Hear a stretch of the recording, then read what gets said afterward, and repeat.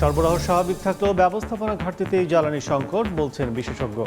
আতঙ্কিত হয়ে বাড়তি তেল কেনার প্রবণতা গ্রাহকের, পরিশোধন সক্ষমতা বাড়ানোর পরামর্শ। জ্বালানি খরচ, উৎপাদন ব্যয় বৃদ্ধিতে কমছে ধান উৎপাদন, খালি থাকছে মাঠ, বিকল্প ফসলে ঝুঁকছেন কৃষক। আমদানি কমিয়ে ভর্তুকির অর্থ চাষিদের বন্টনের পরামর্শ।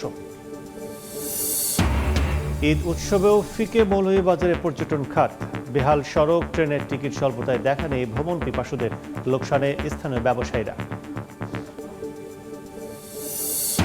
এবং 3 দশকে বিশ্ব অর্থনীতিতে সবচেয়ে বড় ক্ষতির পেছনে দায়ী যুক্তরাষ্ট্র। কার্বন নিঃসরণে বেশি ভুক্তভোগী দরিদ্র দেশগুলো, বৈশ্বিক উষ্ণতার নেতিবাচক প্রভাব ফেলছে জিডিপিতে।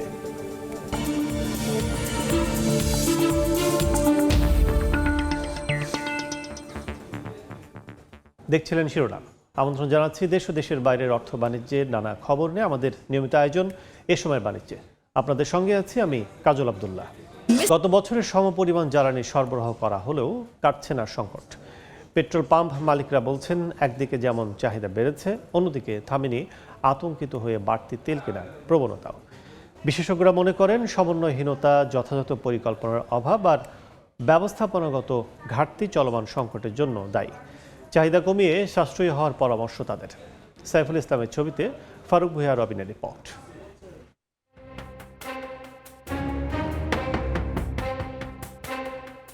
রাজধানীর পরিবাগের এই ফিলিং স্টেশনের কর্মকর্তাদের তথ্য মতে স্বাভাবিক সময়ে এখানে দিনে অকটেন বিক্রি হতো 20,000 লিটারের মতো। বর্তমানে যা উন্নীত হয়েছে 25 থেকে 30,000 লিটারে। তারপরও জ্বালানি তেল পেতে দীর্ঘ সারিতে অপেক্ষা গ্রাহকদের। কিন্তু কেন? আমাদের এখানে সরবরাহ স্বাভাবিক থাকার কারণে, অন্যান্য পেট্রোল পাম্পগুলো বন্ধ থাকার কারণে আমাদের এখানে চাপটা একটু বেশি। এই কারণে অনেকের ভিতরে একটা প্যানিক বাই তৈরি হয়েছে। রাজধানীর বিজয় সরণির এই ফিলিং স্টেশনের চিত্রও একই রকম। আগের তুলনায় বিক্রি বাড়লেও কমেনি গ্রাহকের চাপ, বরং দীর্ঘ সারিতে অপেক্ষায় থাকতে হচ্ছে ঘন্টার পর ঘন্টা। এটা প্রেশার বেড়েছে। আগে লাইনটা ধরেন যে আমার জাহাঙ্গীর গেট কখনোই ক্রস করতো না, এখন তো এটা এর পিছনে চলে গিয়েছে। এবং বাড়ার কারণ হলো যে দুটো, একটা হলো যে অন্য জায়গায় না পেয়ে এখানে চাপ দিচ্ছে, আর একটা হলো যে ভিতরগতভাবে এটা আতঙ্কিত হয়ে তৈল একটু বেশি নেওয়ার চেষ্টা করছে। বাংলাদেশ পেট্রোলিয়াম কর্পোরেশন বিপিসি ও জ্বালানি বিভাগের তথ্য পর্যালোচনা করে দেখা যাচ্ছে, ইরান যুদ্ধ শুরুর পর সংকটের শঙ্কায় গ্রাহকদের বাড়তি তেল কেনার প্রবণতা দেখা দেয়। মার্চের প্রথম 5 দিনে ডিজেল বিক্রি হয় গত বছরের তুলনায় দ্বিগুণ হারে। পরিস্থিতি সামলাতে এরপর টানা 9 দিন তেল বিক্রি হয় রেশনিং পদ্ধতিতে।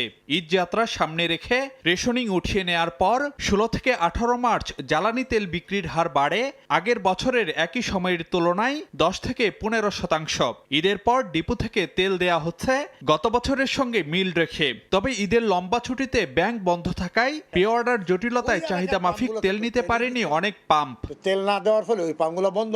একটা রাস্তায় যদি 10 কিলোমিটার মধ্যে 6টা পাম্প কোনো লোক বন্ধ দেখে, তার ভিতরে তো প্যানিক আরো বেড়ে যায়। কিরে ভাই, তো তেল নেই। This is the reality. এই বাস্তবতার নিরিখে সরকারকে একটা সিদ্ধান্ত নিতে হবে। যদি সিদ্ধান্ত নিতে যত দেরি করবে ততই প্রবলেম হবে।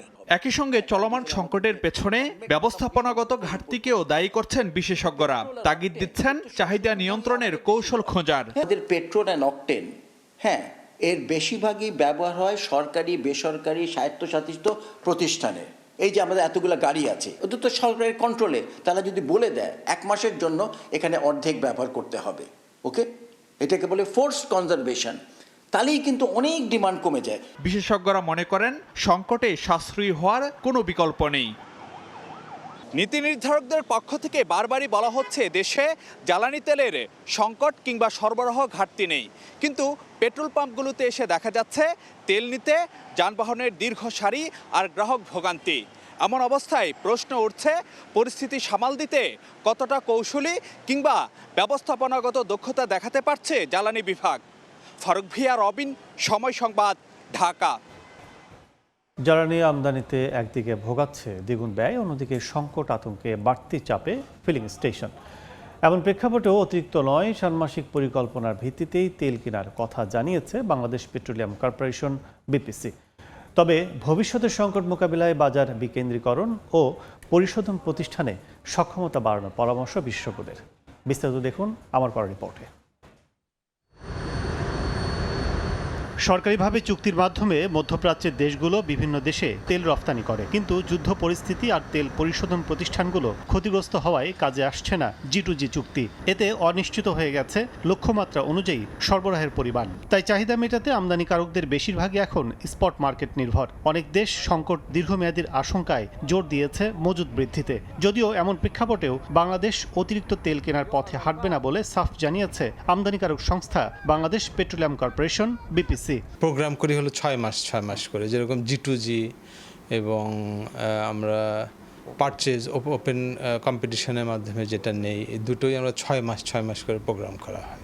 এদিকে যুদ্ধের আগে বিশ্ববাজারে যেখানে প্রতি ব্যারেল অপরিশোধিত জ্বালানি তেলের দাম ছিল $60, বর্তমানে দাম বেড়ে তা $110 পৌঁছেছে।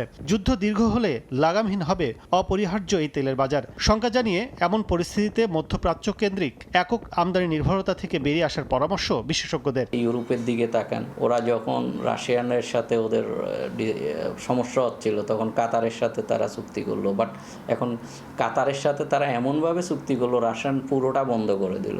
এখন কি হচ্ছে, তাদের অলরেডি যুদ্ধের প্রথম দিনে 60-70% গ্যাসের দাম বেড়ে গেছে। সো এইটা কিন্তু খুবই হার্মফুল। আপনাকে ব্যালেন্সিংটা এমনভাবে করতে হবে, এটা স্ট্র্যাটেজিক্যালি করতে হবে যাতে সাপ্লাই চেইনটা স্মুথ থাকে। দেশীয় প্রতিষ্ঠানের তেল পরিশোধন সক্ষমতা বাড়ানোর দিকেও জোর দিচ্ছেন এই বিশেষজ্ঞ। আমাদের রিফাইনারি ইন্ডাস্ট্রিতে ইনভেস্টমেন্ট আসা উচিত, সেটা বিদেশি কোম্পানি টু গভর্নমেন্ট অথবা বিদেশি কোম্পানি টু বাংলাদেশি কোম্পানি, যেভাবেই হোক না কেন। আমাদের নেগোসিয়েশন স্কিলও অনেক দুর্বল। পেমেন্ট শিডিউল, এই জায়গাগুলোতেও আমাদের গভর্নমেন্টকে আরও খুবই ভিশনারি হতে হবে, আরও দূরদর্শী হতে হবে। তথ্য বলছে চলতি বছরে বিভিন্ন ক্যাটাগরির 65 থেকে 70 লাখ মেট্রিক টন জ্বালানি কেনার লক্ষ্য BPCর। 6 মাসে যার পরিমাণ দাঁড়ায় 32 থেকে 35 লাখ মেট্রিক টন। অতিরিক্ত না কিনে সাশ্রয়ী নীতির অংশ হিসেবে গ্রাহক পর্যায়ে তেলের রেশনিং উঠিয়ে দিলেও ব্যবহার কমাতে ফিলিং স্টেশনগুলোতে কিছুটা রেশনিং করছে BPC। কাজল আব্দুল্লাহ, সময় সংবাদ, ঢাকা। আজও রাজধানী সহ দেশের বিভিন্ন পাম্পে জ্বালানি তেলের জন্য মোটরসাইকেল ও গাড়ির দীর্ঘ সারি। বিস্তারিত জানাতে এই মুহূর্তে রাজধানীর রমনা এলাকায় আছেন রিপোর্টার সাইফুল ইসলাম এবং চট্টগ্রামে গরিবেকারি এলাকায় ফিলিং স্টেশনে আছেন রিপোর্টার ফেরদৌস লিপি। প্রথমে যাচ্ছি সাইফুলের কাছে। চাহিদার বিপরীতে সরবরাহ অপ্রতুল, এই বিশেষ কথার মধ্য দিয়ে আমরা দেখতে পাচ্ছি যে রাজধানীতে পাম্পগুলিতে তেলের সরবরাহ কম, যেমনটি কিন্তু এখানকার পাম্প মালিক সমিতি বা পাম্পের লোকজন যারা আছেন তারা বলছেন। ঠিক একই রকম পরিস্থিতি আমরা রাজধানীর বেশ কয়েকটি পাম্প ঘুরে ঘুরে দেখেছি। পরিস্থিতি দেখেছি যে আসলে সংকট দিনের পর দিন, সময় যত গড়াচ্ছে, সময় যত বাড়ছে, সংকট আরও তীব্র হচ্ছে। আসলে সবশেষে যখন এই পাম্পেই ঘুরে ঘুরে ঘুরে ঘুরে বিভিন্ন ড্রাইভার বা চালক বা বাইকাররা যখন আসেন, তখন তারা দেখতে পায় যে রাজধানীর বেশ কয়েকটি পাম্প বন্ধ, বা যে পাম্পটির উদ্দেশ্যে বাসা থেকে বের হয় ঘুরে ঘুরে যখন হন্য হয়ে আসেন, তখন যদি পাম্প বন্ধ পায়, আসলে সেই সময় কিন্তু অনেককেই দেখেছি রাজধানীতে ধাক্কাচ্ছেন তার শখের গাড়িটি।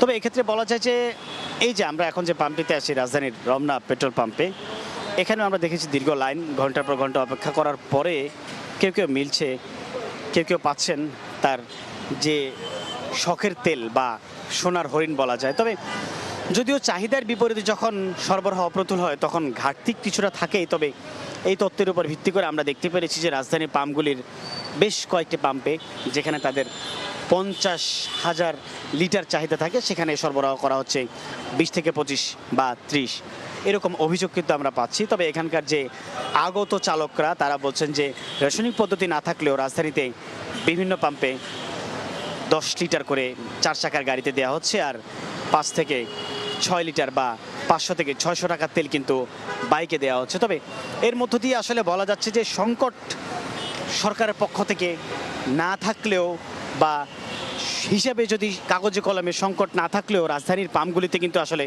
সংকট, এই যে বাইকারদের যে অসুবিধা বা সিরিয়াল দীর্ঘ লাইন, সেই দীর্ঘ লাইনে কিন্তু আসলে বোঝা যাচ্ছে যে সংকট কতটা প্রখর হয়েছে।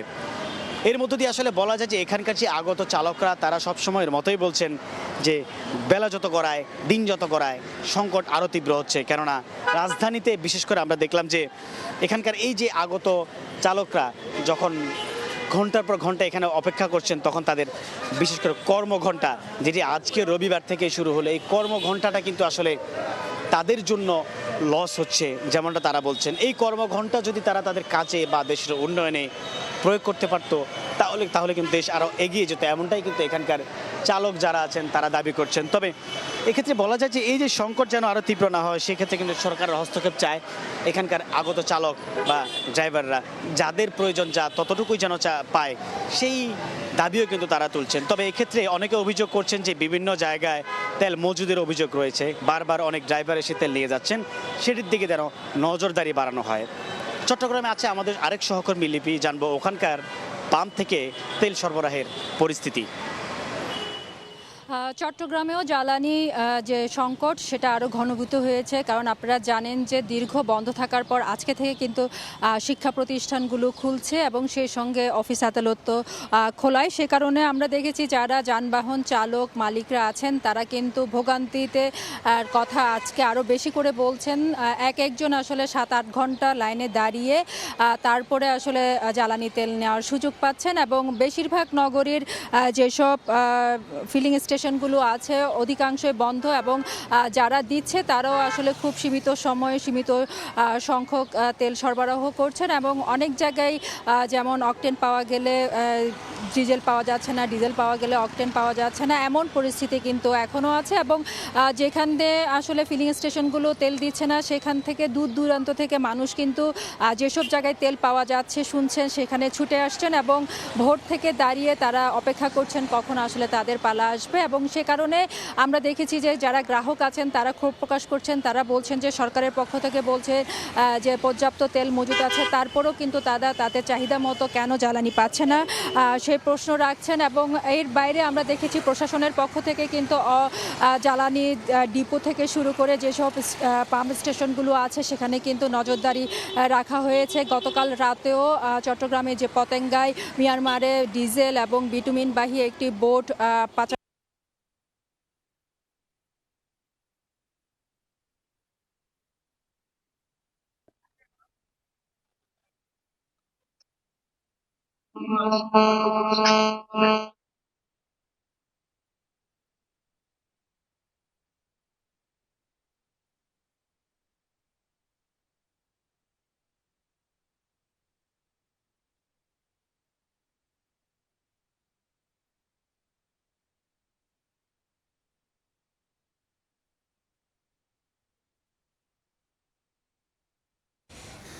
ফিলিং স্টেশনগুলোতে দীর্ঘ লাইনের খবর জানতে এতক্ষণ সরাসরি ছিলাম ঢাকার রমনা ও চট্টগ্রামে।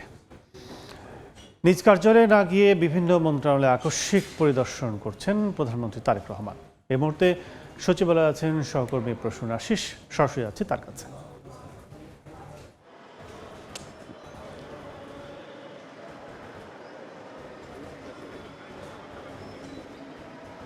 দেখুন, বর্তমান সরকারের বিশেষ উদ্যোগ হিসাবে কৃষক কার্ড বিতরণ একটি কর্মসূচি রয়েছে। সেই কর্মসূচি আগামী 1 বৈশাখ টাঙ্গাইল থেকে প্রধানমন্ত্রী তারেক রহমান মূলত এই কৃষক কার্ড বিতরণের কর্মসূচিটি উদ্বোধন করবেন এবং একই সঙ্গে আমরা যেটা জেনেছি যে 11টি উপজেলার প্রায় 21,000 প্রান্তিক কৃষকরা প্রথম দফায় এই সুবিধা পাবেন। মূলত কৃষক ঋণ, কৃষি ঋণ এবং সার বীজ সহ কৃষকদের জন্য বিভিন্ন ধরনের সুযোগ সুবিধা সম্বলিত এই কার্ডটি মূলত উদ্বোধন করা হবে। তো এই মুহূর্তে এই কৃষক কার্ড সংক্রান্ত একটি সর্বশেষ প্রস্তুতি সভা চলছে এবং প্রধানমন্ত্রী তারেক রহমানের সভাপতিত্বে এই বৈঠকটি চলছে মন্ত্রিপরিষদ বিভাগে প্রধানমন্ত্রীর নিজ দপ্তরে। সেখানে আমরা যতটা জেনেছি যে স্থানীয় সরকার মন্ত্রণালয় এবং কৃষি মন্ত্রণালয় ও সংশ্লিষ্ট বেশ কয়েকটি মন্ত্রণালয়ের মন্ত্রী, প্রতিমন্ত্রী এবং সচিবরা সেখানে রয়েছেন। মূলত এই সভাটিতে কৃষক কার্ডের একটি ডেমো উপস্থাপন করা হবে বলে আমরা জানতে পেরেছি। তো এই সভাটি মূলত চলছে। এছাড়া আরও কয়েকটি কর্মসূচি রয়েছে প্রধানমন্ত্রীর। এর আগে যেটি হয়েছে আমি একটু জানিয়ে দিতে চাই, আজ সচিবালয়ে প্রবেশ করেই প্রধানমন্ত্রী তারেক রহমান তিনি কিন্তু নিজ দপ্তরে যাননি। তিনি নিজ দপ্তরে না গিয়ে আজ আকস্মিক পরিদর্শন করেছেন বেশ কয়েকটি মন্ত্রণালয়। আমরা যেটা দেখেছি যে সরাসরি তিনি এই মন্ত্রিপরিষদ বিভাগ থেকে পায়ে হেঁটে 6 নম্বর ভবন, সচিবালয়ের 6 নম্বর ভবনটি মূলত আরেকটি প্রান্তে অবস্থিত, সেই ভবনের দোতলায় অবস্থিত বিদ্যুৎ জ্বালানি মন্ত্রণালয় সহ 6ষ্ঠ তলা পর্যন্ত 5টি মন্ত্রণালয় রয়েছে, প্রত্যেকটি মন্ত্রণালয় তিনি পরিদর্শন করেছেন। এর মধ্যে নারী ও শিশু মন্ত্রণালয়, প্রাণী সম্পদ মন্ত্রণালয়, পানি সম্পদ মন্ত্রণালয় এবং প্রাথমিক ও গণশিক্ষা মন্ত্রণালয় তিনি পরিদর্শন করেছেন।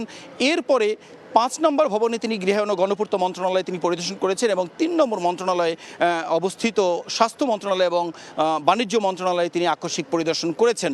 মূলত তার পরপরই তিনি ফিরে আসেন মন্ত্রিপরিষদ বিভাগের নিজ দপ্তরে এবং সেখানেই এই যে সভাটির কথা আগে বললাম, কৃষক কার্ড সংক্রান্ত যে সভাটি, সেইটির সভা চলছে এবং সেখানে কৃষক কার্ডের ডেমো প্রদর্শন করা হবে এবং এরপরেই হয়তো চূড়ান্ত অনুমোদন দেওয়া হবে যে এই ধরনের একটি কৃষক কার্ড হবে এবং এই কৃষক কার্ডের আওতায় কী কী সুযোগ সুবিধা থাকবে সেটিও হয়তো আজকে চূড়ান্ত হওয়ার কথা রয়েছে। এই ছিল মূলত সচিবালয় থেকে এ পর্যন্ত সবশেষ তথ্য।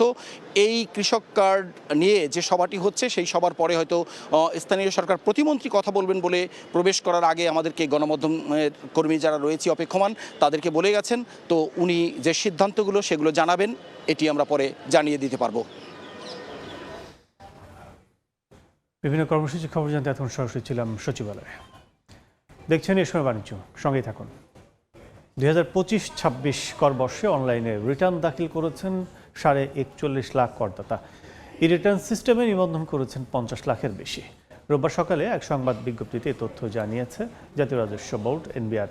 এবছর ব্যক্তি শ্রেণীর করদাতাদের রিটার্ন দাখিলের সময়সীমা 31 মার্চ পর্যন্ত বাড়ানো হয়েছে। তবে ব্যক্তি করদাতা এ সময়ের আগে লিখিত আবেদন করলে দাখিলের জন্য অতিরিক্ত 90 দিন পর্যন্ত সময় অনুমোদন করা হবে। এর মধ্যে 5,000-এর বেশি রিটার্ন দাখিলের সময় বাড়ানোর আবেদন জমা পড়েছে, যার বেশিরভাগ আবেদনই স্বল্প সময়ে মঞ্জুর করা হয়েছে বলে জানিয়েছে NBR. EDF Aluminium. Redefine possibilities. এবার বন্দর বাণিজ্যের খবর।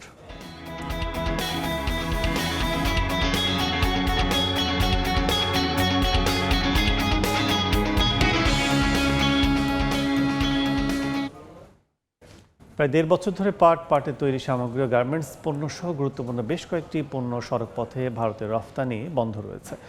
এতে বাণিজ্য ঘাটতি বৃদ্ধির সঙ্গে প্রভাব পড়েছে রফতানি আয়ও। বিস্তারিত জানাতে এই মুহূর্তে বেনাপোল বন্দরে আছেন সহকর্মী আজিজুল হক, সরাসরি যুক্ত হচ্ছে তার সঙ্গে। স্থলপথে প্রতি বছর ভারতের সাথে যে রপ্তানি বাণিজ্য হয়, যোগাযোগ ব্যবস্থা সহজ হওয়ার কারণে তার প্রায় 80% হয়ে থাকে বেনাপোল বন্দর ব্যবহার করে। প্রতি বছরে এই রপ্তানির পরিমাণ প্রায় 5 লাখ মেট্রিক টন। রপ্তানি বাণিজ্য থেকে বছরে সরকারের প্রায় 10,000 কোটি টাকার সম পরিমাণ বৈদেশিক মুদ্রা আহরণ হয়ে থাকে, যা দেশের অর্থনীতিকে সচল রাখতে বড় ভূমিকা রেখে আসছে। তবে 2024-এর 5 আগস্ট দেশে রাজনৈতিক প্রেক্ষাপট পরিবর্তনে সাবেক প্রধানমন্ত্রী শেখ হাসিনা ভারতের রাজনৈতিক আশ্রয়ে চলে যায়। এরপর থেকে আমরা দেখতে পেয়েছি দুদেশের মধ্যে সম্পর্ক টান পড়নে ভারত সরকার বাংলাদেশি পাটজাত পণ্য, তৈরি পোশাক, গার্মেন্টস এবং কাঠের তৈরি আসবাবপত্র গুরুত্বপূর্ণ 7টি পণ্য রপ্তানির নিষেধাজ্ঞা দেয়। তৎকালীন সময়ে ব্যবসায়ীরা এই রপ্তানি বাণিজ্যের নিষেধাজ্ঞা প্রত্যাহার করতে বিভিন্ন সময় অন্তর্বর্তীকালীন সরকারকে অনুরোধ করেছিলেন, তবে সে সময় এই নিষেধাজ্ঞা ওঠেনি।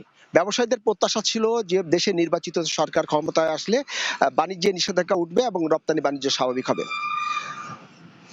12 ফেব্রুয়ারি নির্বাচনের মাধ্যমে দেশে বিএনপি নেতৃত্বাধীন সরকার ক্ষমতা হয়ে এসেছে। ইতিমধ্যে আমরা দেখতে পেয়েছি বিএনপি সরকার যে প্রতিশ্রুতিগুলো দিয়েছে সেগুলো অনেকগুলো বাস্তবায়ন শুরু হয়েছে এবং বিভিন্ন সেক্টরে উন্নয়নমূলক কার্যক্রম দেখা গেছে। তবে রপ্তানি বাণিজ্যে যে নিষেধাজ্ঞা ছিল সেটি প্রত্যাহারে এখনো পর্যন্ত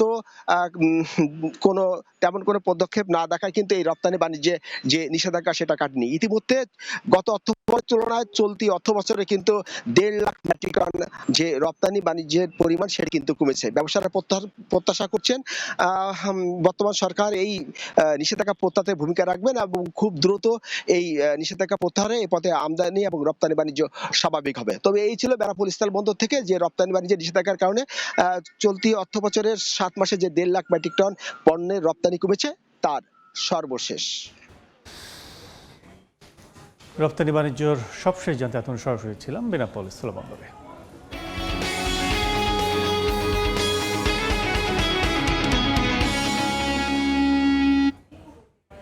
জ্বালানি খরচ আর উৎপাদন ব্যয় বেড়ে যাওয়ায় প্রতি বছর ধান উৎপাদন কমছে। এতে ফসলের মাঠ খালি থাকছে অথবা বিকল্প ফসলে ঝুঁকছেন কৃষকরা। অনেক সময় কাজ হারাচ্ছেন কৃষিজীবী মানুষ।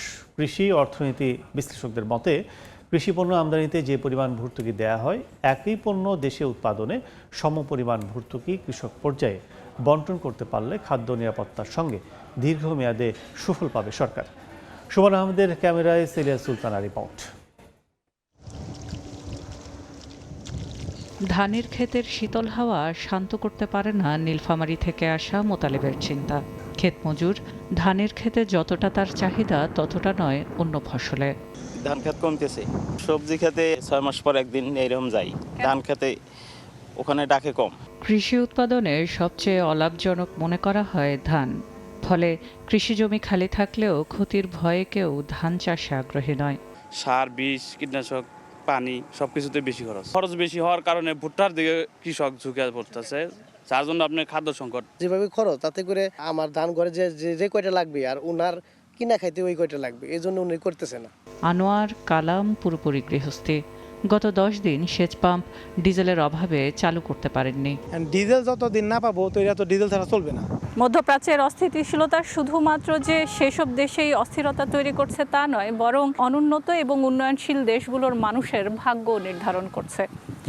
এমন পরিস্থিতিতে কৃষিতে স্বনির্ভরতা তৈরি করা গেলে, অর্থাৎ কৃষিতে মহাপরিকল্পনা তৈরি করা গেলে একদিকে যেমন খাদ্য নিরাপত্তা এবং কর্মসংস্থান টিকে থাকবে এবং শক্ত অবস্থানে থাকবে, ঠিক একইভাবে বিশ্বের বাণিজ্যের যে কোনো দরবারে অর্থাৎ দেন দরবারে শক্ত অবস্থানে থাকবে বাংলাদেশ। একদম চর এলাকায়, হাওড় এলাকায় ধানের ক্ষেত হয়ে যাচ্ছে তামাকের ক্ষেত, ধানের ক্ষেত হয়ে যাচ্ছে ভুট্টার ক্ষেত। কারণ কি? তারা দাম পায় না। আমদানি করতে যে ব্যয়টা হতো সেইটা আমাদের কৃষকের কাছে যাক সেই টাকাটা, এবং এটা আমার মনে হয় সরকারের জন্য সেটা ভালো হবে। 2015 থেকে 2026 অর্থবছর পর্যালোচনায় দেখা যায় গম ও চাল আমদানি হয়েছে 1,72,000 কোটি টাকার। এর মধ্যে শুধু চাল আমদানির ব্যয় প্রায় 37,500 কোটি টাকা। প্রত্যেকটা নেগোসিয়েশনের সময় একটা জিনিস প্রায়োরিটি জায়গায় থাকবে, সেটা হলো কোন কোন জিনিসের জন্য আমি লোকালি প্রোডাক্টের উপর ডিপেন্ড করব আর কোন কোন জিনিস আমাকে বিদেশ থেকে আনতে হবে। ওভার ডিপেন্ডেন্স কোনো কারণেই ভালো কিছু না। বৈশ্বিক যুদ্ধ ছাড়াও এই লোকসান গোনার দরদামে ফসলের জমি বছর গড়াতেই সরে যায় কয়েকশো একর দূরে। কোনো ভাটা বিস্ফোরার মতো উকি দেয় মাঠের মাঝে।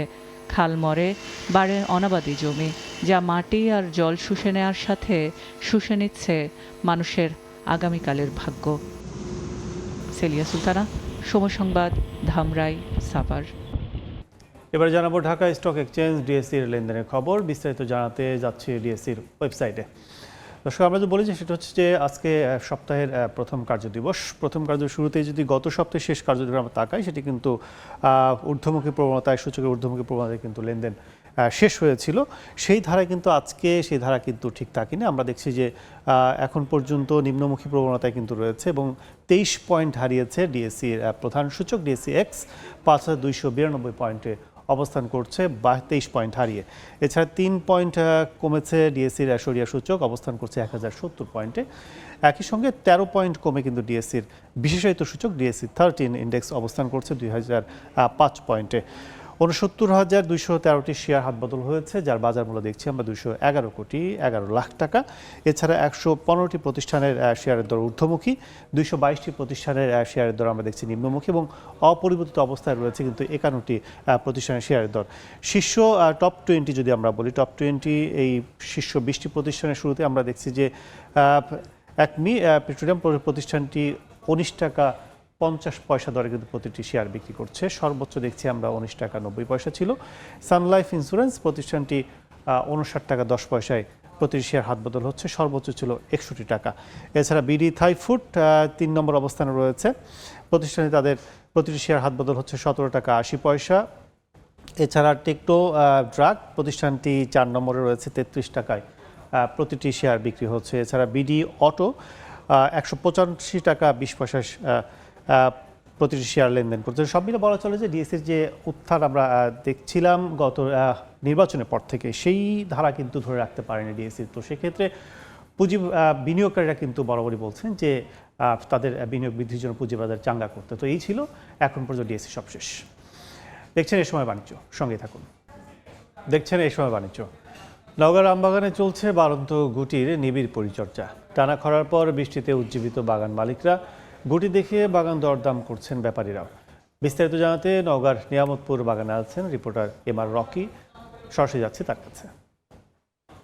ক্রমান্বয়ে বাগানগুলোতে স্বপ্ন দানা বাঁধছে। আসলে প্রথম সপ্তাহে মুকুল থেকে এই বাগানগুলোতে গুটি আম আস্তে আস্তে বাড়ছিল এবং এই গুটি কিন্তু ধীরে ধীরে বড় হতে থাকে এবং আমরা দেখছিলাম যে বাগানে রয়েছে পর্যাপ্ত আমের সমারোহ এবার। এবং এই গেল সপ্তাহে বৃষ্টি হওয়ার কারণে বাগানগুলো এক ধরনের আমের জন্য অনেক সহায়ক হয়েছে এবং এই সহায়ক হওয়ার কারণে যারা বাগান মালিক তারা বেশ উজ্জীবিত এবং বাগানগুলোতে এখন একটা নিবিড় পরিচর্যা চলছে। আমের বাগান রয়েছে এবং প্রথম দিক থেকে কিছুটা হতাশ ছিল, এবার টানা খরার কারণে বাগানে মুকুল কিন্তু ঝরে পড়ে যাচ্ছিল এবং ঝরে পড়ার কারণে বাগান মালিকরা তাদের দিক থেকে একটা সর্বাত্মক চেষ্টা করছিলেন ভালো ফলন নিশ্চিত করার। পরের ধাপে এই সপ্তাহে বৃষ্টি হওয়ার ফলে এই বাগানগুলো কিন্তু আমের যে গটি আম আস্তে আস্তে বড় এবং একটা দৃশ্যমান পর্যায়ে চলে এসেছে এবং বাগান মালিকরা এবার আশা করছেন বিগত বছরের চেয়ে একটা ভালো ফলন তারা ঘরে তুলতে পারবেন। পাশাপাশি এই বাগানগুলোতে যে পরিমাণ আম এসেছে আমরপলি, বাড়িফোর, কাটিমন, নাগফজলি বিভিন্ন বাহারি জাতের আমের কিন্তু সমারোহ। এই আমগুলো কিন্তু মে মাসের দিকে বাজারজাত হবে। তবে বাজারজাত হওয়ার আগে কিন্তু বাগানের গুটি দেখে এক দফা কেনা বেচা হয়ে থাকে। বাগানরা মালিকরা ব্যাপারীরা এসে এই বাগানগুলো প্রথম দিকে তাদের একটা দরদাম হেঁকে থাকেন। সেই পর্যায়ে কিন্তু এই মুহূর্তে বাগানে নিবিড় পরিচর্যা চলছে। বাগানে এসে এই বাগানগুলো দরদাম হাঁকছেন এবং সব মিলে জেলায় প্রায় 4.5 লাখ মেট্রিক টন আম পাওয়ার একটা টার্গেট বেঁধে দিয়েছে স্থানীয় কৃষি বিভাগের পক্ষ থেকে। মে মাসের 20 তারিখের পর থেকে ধাপে ধাপে মিষ্টি জাতে যে আমগুলো রয়েছে আমগুলো বাজারজাত হবে এমন কথা কৃষি বিভাগের পক্ষ থেকে কিন্তু জানানো হয়েছে। এই ছিল সার্বিক নওগাঁর আম বাগানের বৃষ্টির পরবর্তী আমের যে খবর, সেই খবর আমার কাছে। আম বাগানের পরিচর্যার খবর জানতে ছিলাম সরাসরি নওগাঁয়।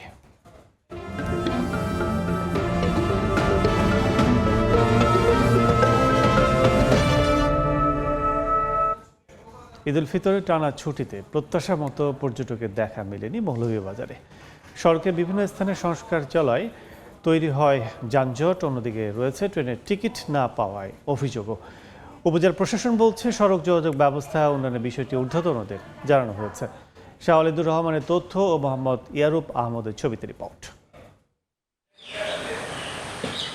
পাহাড়, টিলা, ঝর্ণা আর সবুজ চা বাগানে ঘেরা অপরূপ সৌন্দর্যের জনপদ মৌলভীবাজার। শ্রীমঙ্গল, কমলগঞ্জ সহ প্রায় সবকটি উপজেলাতেই গড়ে উঠেছে আধুনিক হোটেল, মোটেল, রিসোর্ট ও কটেজ। ঈদ সহ বিভিন্ন লম্বা ছুটিতে এসব পর্যটন কেন্দ্রগুলোতে ঢল নামে ভ্রমণ পিপাসুদের। তবে এবার ঈদ উল ফিতরের টানা ছুটিতে ছিল কিছুটা ভিন্ন চিত্র। পর্যটন সংশ্লিষ্টরা জানান সড়কের বিভিন্ন স্থানে সংস্কার কাজ চলায় সৃষ্টি হয় যানজট। অন্যদিকে পাওয়া যায় না পর্যাপ্ত সংখ্যক ট্রেনের টিকিট। এতে স্থানীয় দর্শনার্থী দেখা মিললেও কম মিলছে পর্যটকদের সংখ্যা। এতে কাঙ্ক্ষিত ব্যবসা হয়নি দাবি পর্যটন ব্যবসায়ীদের। আমাদের রাস্তাটার অবস্থা খুবই খারাপ। গেস্টের কিছু থাকে যে আমরা আসলে আসতে অনেকগুলো সময় লাগে। আমরা যে আশা নিয়ে বসছিলাম ওই আশা আমাদের ফিল আপ হয় নাই। অন্যান্য বারের চাইতে এবারের পর্যটক তুলনামূলক একটু কম। যারা টুরিস্ট সকল খায় কিন্তু এবার টুরিস্ট এমন আইছে না। রাস্তাঘাট আরেকটু ভালো হইতো তাহলে হয়তো পর্যটনরা এসে আরো সুবিধা পেত। আমরা চাই যোগাযোগ ব্যবস্থাটা একটু সুন্দর হোক। ব্যবসা করেছি, তবে ওইভাবে যে আমরা আহামরি লাভবান হয়েছি এরকম না। পর্যটকদের ভোগান্তির বিষয়গুলো ঊর্ধ্বতন কর্তৃপক্ষকে অবগত করা হয়েছে জানিয়েছেন উপজেলা নির্বাহী কর্মকর্তা। ন্যাশনাল হাইওয়ের কিছু বিষয় আছে যেগুলো আমাদের স্থানীয় প্রশাসনের হাতে না, আসলে সেটা আমরা সংশ্লিষ্ট দপ্তর প্রধান বা কর্তৃপক্ষ যারা আছেন তাদেরকে আমরা জানাচ্ছি। জেলায় শতাধিক হোটেল, মোটেল ও রিসোর্ট রয়েছে। সময় সংবাদ, মৌলভীবাজার। দেখছেন এ সময় বাণিজ্য সংগীত। দেখছেন এ সময় বাণিজ্য।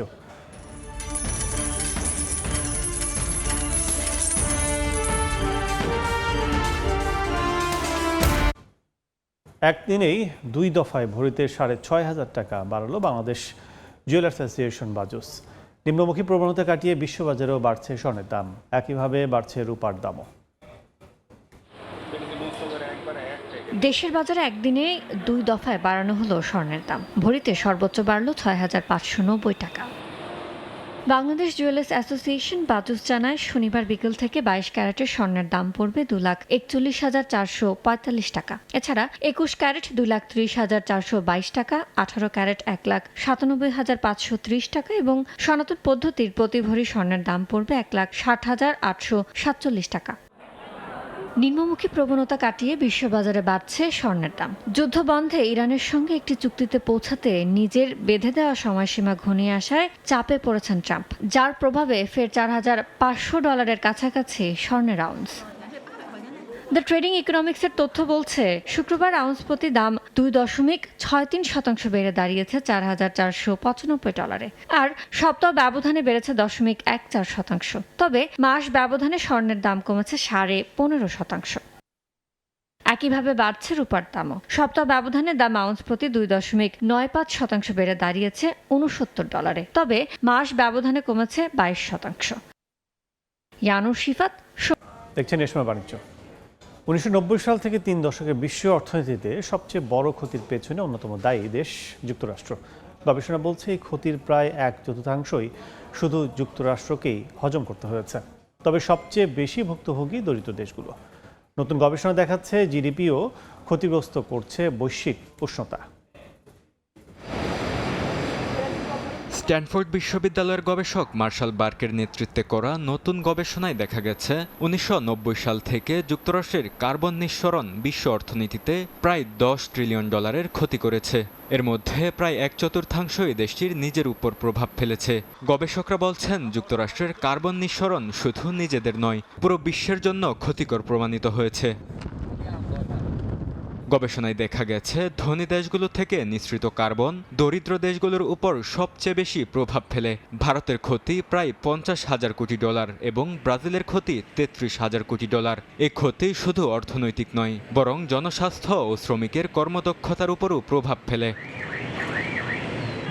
গবেষণায় লস অ্যান্ড ড্যামেজ বা ক্ষতি ও লোকসানের আর্থিক মূল্য নির্ধারণের চেষ্টা করা হয়েছে।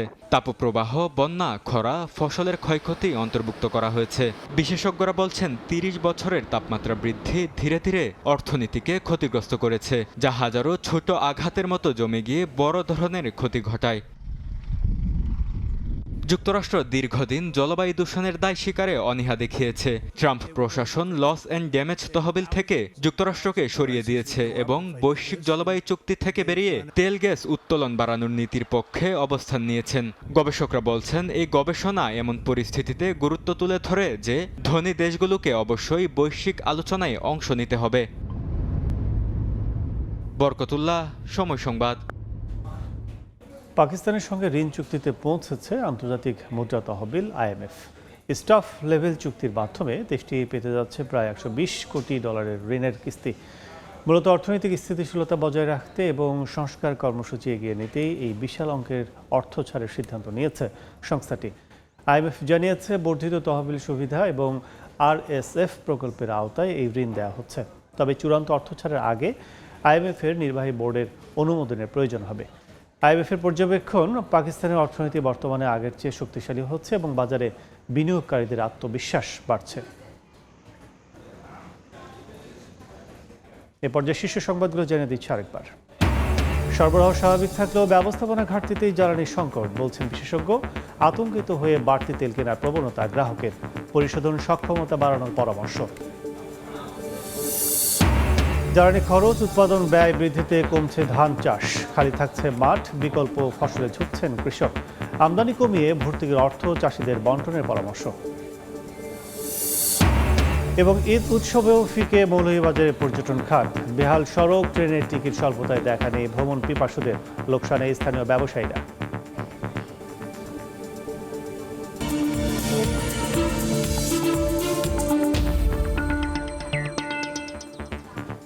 এই ছিল এই সময় বাণিজ্যে। দুপুর 12টার সময় সংবাদের সঙ্গে থাকবেন রোজা চৌধুরী। ধন্যবাদ। দুপুর 12টার সময় সংবাদ নিয়ে আসছি কিছুক্ষণ পর, সঙ্গে থাকুন সময়।